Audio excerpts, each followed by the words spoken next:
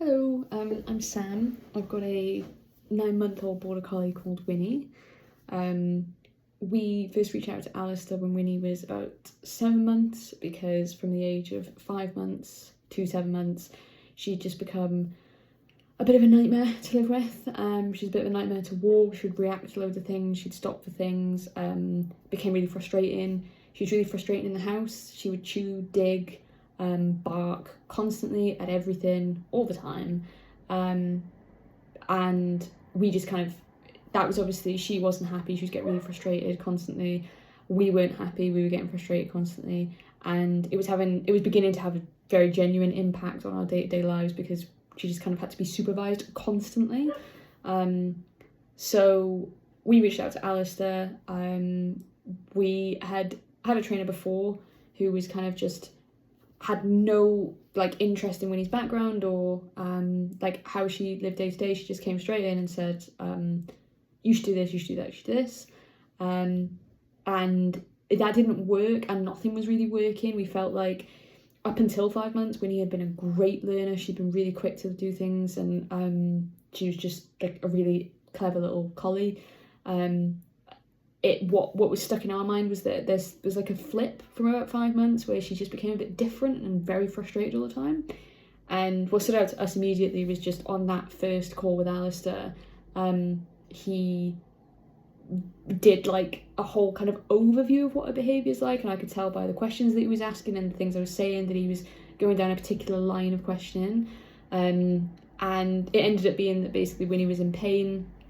We think it was due to an injury, because we ended up going to the vets to get her on painkillers to see if we were right, and sure enough she was just a completely different dog on painkillers, and we were able to train her and move ahead and make progress on things. She's not on painkillers anymore and she's brilliant. She's nothing like her 5 to 7 month old self.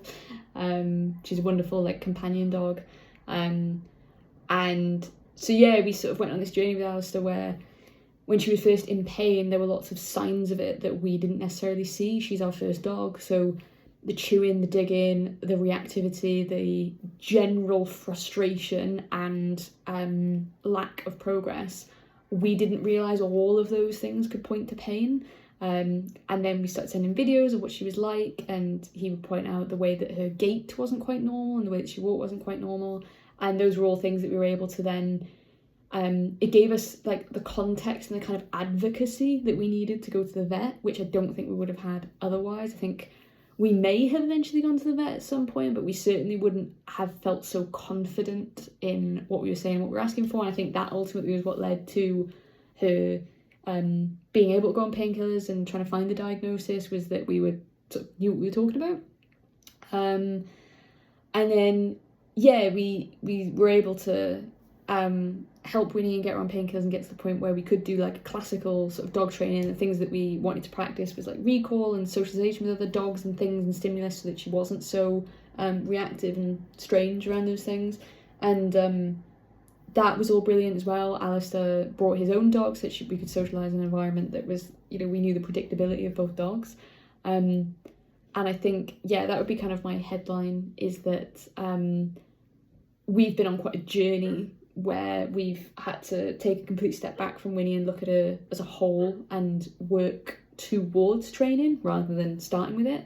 And my headline would be that Alistair just met us where we were at every single point, and not just in the way of doing his best to help, but genuinely giving us resources, conversations, advice at every single point we were at.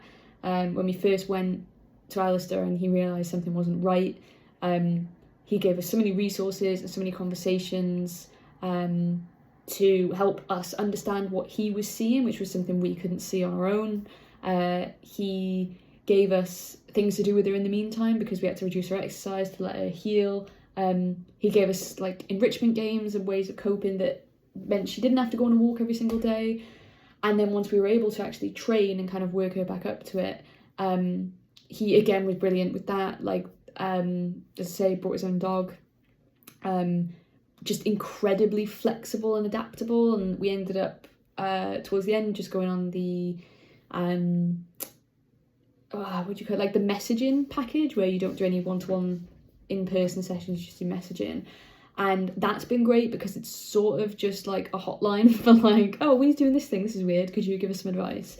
And again, I just think that it's really, really beneficial to work with a trainer who's looking at you as a whole and looking at your dog as a whole, rather than someone who's trying to treat one thing that may be just a symptom of something bigger.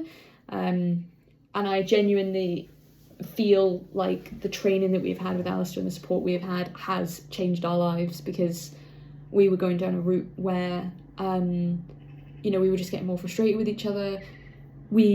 A lot of the trainers that I had looked at were very kind of one-off type training, and I think that we would have ended up in a place where things would have just got worse, probably.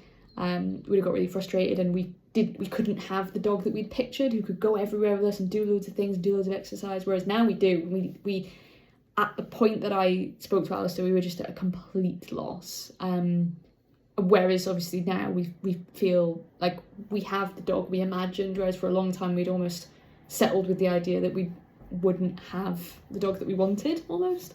And I think that the only reason that has happened, the only reason that has worked, is because Alistair's input is so flexible and so versatile. Like, he was, as I say, able to support us with the vets, with the advocacy, and what we needed to know what to ask for and to know what to do. And then also with the training, to be able to work on all those things with that prior knowledge of what Winnie's like and how she is and how she operates and what makes her tick. So everything is always very relevant. Whereas I think there's probably a lot of trainers, even if you had more of a, like, you had a hands-on trainer, I think there's a lot of trainers who would have said, oh, she's got something wrong, like, let's put this on pause and come back to me when you want to do training. It's just never been like that at any point. It just feels like we have genuinely been working with Alistair and Winnie as a team, rather than as an extension of what we've been doing with Winnie, rather than kind of someone who just sits on the outside and dips in once a week or whatever. So yeah, that would be my biggest thing, is he's always met us where we are, and it feels like you're actually in it together, fully supported. So yeah, I'd recommend Alistair.